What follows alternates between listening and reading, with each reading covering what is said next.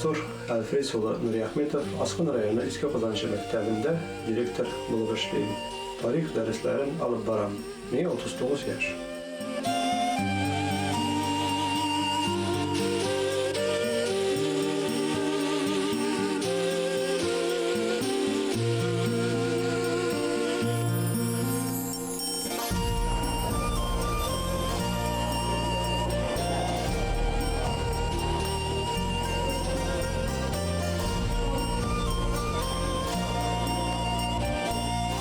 Педагогиканың тормышымда зур урын биләп торган сәбәпләре күп.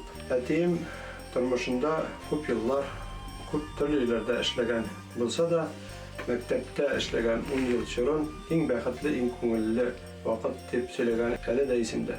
Без 4 туган педагогиканы үзебез һөнәр итеп сайладык һәм республика мәктәпләрендә туганнарым белән эшләп йөрибез. Үзем мәктәптә укыган чакта ук биология һәм тарих фәнен бик яратайм.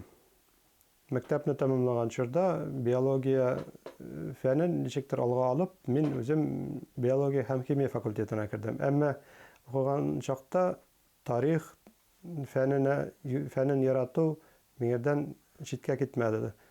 Беренче фәнни-гамәли конференцияда мин үзем Уфа каласында аграр университетта катнаштым.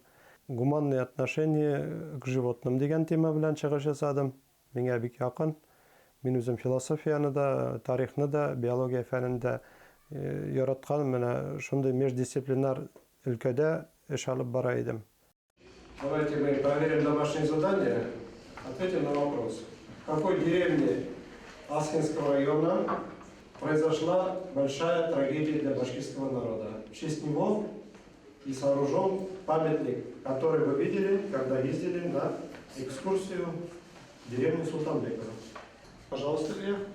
Это деревня Гюентус. Деревня была сожжена вместе со всеми ее жителями, царскими карателями под руководством полковника Тевкеля. Правильно. Садитесь. 2003 елында Бөрі дәүләт педагогия институтын тамамлаганнан соң авылга кайттым һәм авыл биләмәсенә башлык итеп администрация һәм авыл халкы сайлап куйды. Мин 1 ел эчендә авыл биләмәсендә башлык булып эшләгән чорында алган тәҗрибәне туплап халкыма, авылдашларыма әле дә рәхмәтлемен. Шундый зур вазифага мине кичәге студентны куйганнары өчен рәхмәтлемен. Һәм 2004 елны 1 ел эшләгәннән соң күрше Иске Мутабаш авылында директор вазифасына куйдылар. 2010 елга кадәр Иске Мутабаш мәктәбендә директор булып эшләдем һәм биология, химия дәресләрен алып бардым. 2010 елны үземнең туган мәктәбемә директор вазифасына куелганнан бирле тарих фәненнән һәм биология фәненнән укытам.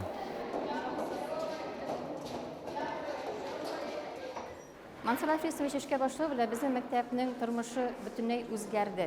Мәктәпнең техник материал базасы шул кадәр ныгыды һәм бүген безнең балаларны иҗади яктан да, фәнни яктан да үстерүгә мәктәптә бөтен мөмкинчелекләр дә бар. 2016 елдан бирле фәнни, гамәли, практик конференция үтә. Якуповские чтения. Монда безнең балалар үзләренең фәнни эшләре белән чыгыш ясыйлар.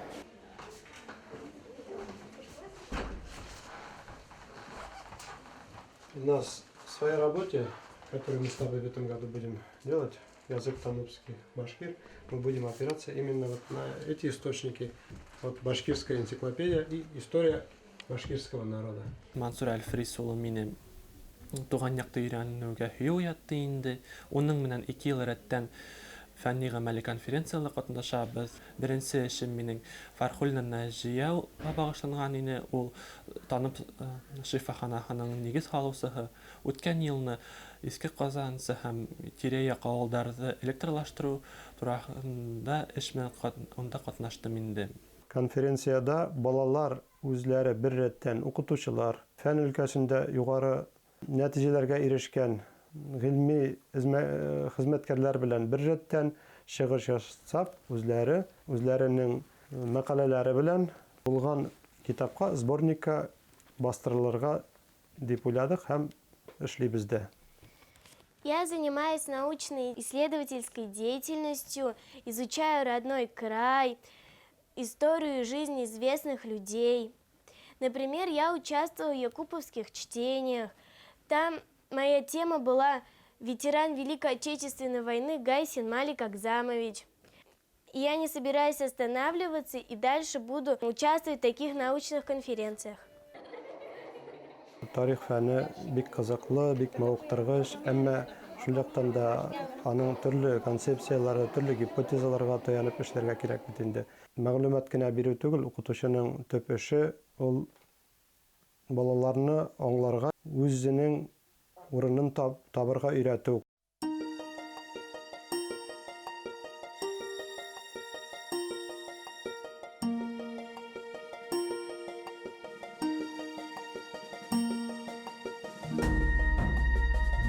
Безнең уен квест дип атала, викторина квест. Безнең музейда беренче укытучыбыз Ахмеров Нәҗмигә багышланган нинди экспонатлар бар? Кем эзләп таба? Галия, указка, эзләп тап, күрсәт безгә. Менә и сәгатең. Дөрес. Музейда иң борынгы экспонат булып, минем олатаем 20нче буаттан караган елларында Шидари елганың һул як ярыннан табып алган экспонат ханалар.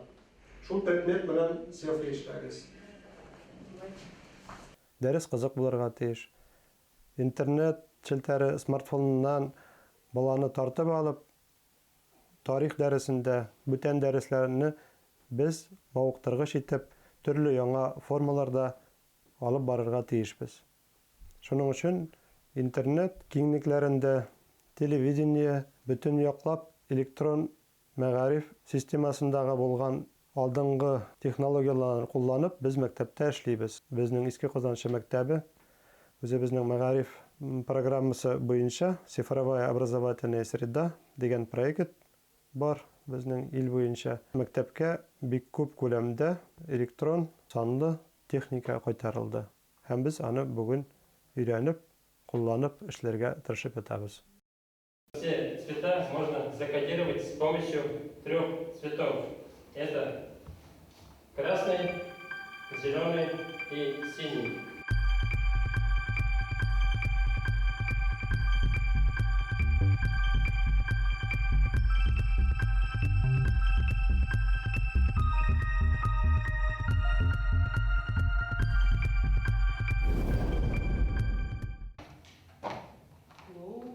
Ну, здравствуй, красная шапочка, куда путь держишь? Вовсе я не красная шапочка, а красная кепочка, и иду я своей любимой бабуя. Ну а как у тебя дела? Что-то ты невозможно выглядишь. Может, тебе надо чего? Артистлар сәхнәгә чыгар алдыннан дулкынланган кебек укытучылар һәр көнне дәрескә кергән саен минемчә дулкынланадыр.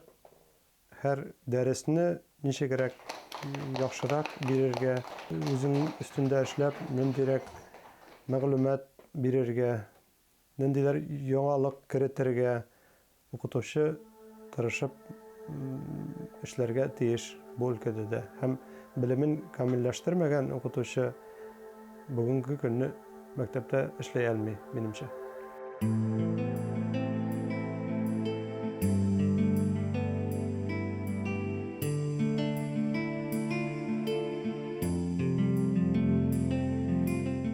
Дөрес калимат, психологик калимат булсын өчен, коллективта ир-ат булуы мотлак. Әмма бүгенге көндә җәмгыятьтә укытучы профессиясына булган мөнәсәбәт һәм финанс яктан да безнең хөкүмәтнең укытучы профессиясына карашы ир-атларга мәктәптә укытучы булып эшләргә каршылык китерә дип әйтсәм дә дөрес булыр. Минем ышаныш бар, киләчәктә Алла бирсә, укытучы профессиясына карата аның авторитеты үстерү ягында зур эш алып баралар дип уйлыйм.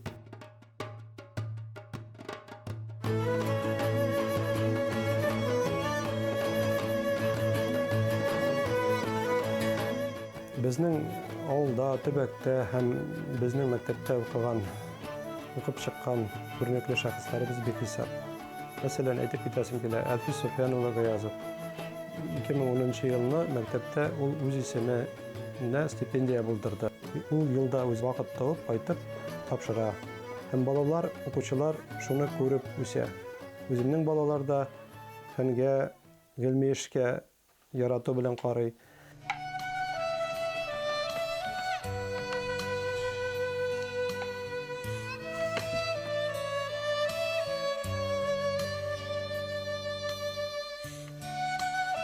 Шах, әмин рокировка эшләйм. Юк, улай ярамай. Ярай. Юк, ярамай. Ярай. Ярай. Атай, атай. Кызым, шах астында торган чакта булай итеп рокировка эшләп булмай. Карынга шах куйганда, аңладыңмы?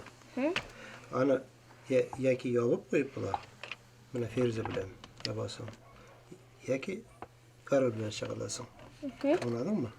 Менә бу китаптар минең алып барган эшемнең хүземтәсе. Беренче туган ягым Казанчы исемле китабым. Бу китапта мин күп еллар җыйган мәгълүматлар һәм менә әйтеп китәсем килә инде.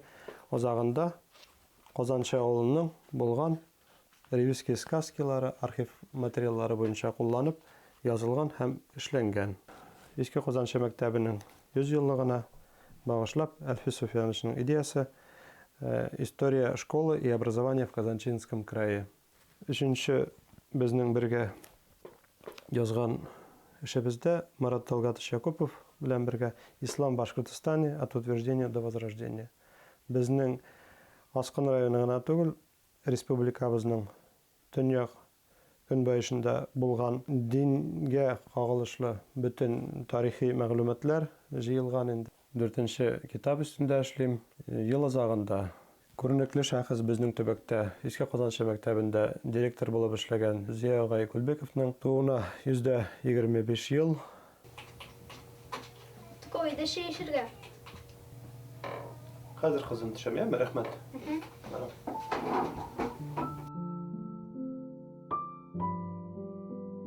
Хатыным белән бер мәктәптә эшлибез. Без аның белән бер дәүләт педагогия институтында укыганда ук таныштык. Ул һөнәре буенча рус теле һәм татар теле әдәбияты укытучысы. 3 матур, уңган, акыллы, сөйкемле, сөекле кызлар үстереп ятабыз. Мин аларны үземчә Худайдан безгә бирелгән фәрештәләр дип тә әйтсәм дөрес булыр ул. Әлбәттә, мин аларның укытучы һөнәрен сөйләсәләр, сөйләүләрен дә теләр идем. Чөнки укытучы һөнәреннән дә изгерәк һөнәр юк бүгенге дөньяда. Авылда яшәп, мал-туар тоткач, авыл укытучысының иптәсе үзен баласын караудан түгел, караган, асраган малны караудан башлана. Аларны ашатам, аларны су эчерәм һәм аннан кереп, балаларыбыз белән әзерләнеп эшкә барабыз. Дәресләр үткәреп, йөреп кайтканнан соң, безнең төбәктә бик күп тәмле, сулы, шифалы шишмәләр. Анда барып без үзебезгә, өйгә, эчәргә су алып кайтабыз. Һәм кич балалар белән бергә утырып шахмат уйнайбыз, үй эшләрен эшләйбез, икенче көнгә дәрес әзерләйбез һәм алар йоклаганнан соң вакыт калса, фәнни эш белән һәм бүтән эш белән депутат эше, мин үзем эксперт булып та торам, Обернадзор эксперты да, Аскын районы башкортлар курултайы әгъзасы булып та торам, менә шул эшләрне башкарырга тагын да төн озын вакыт кала инде.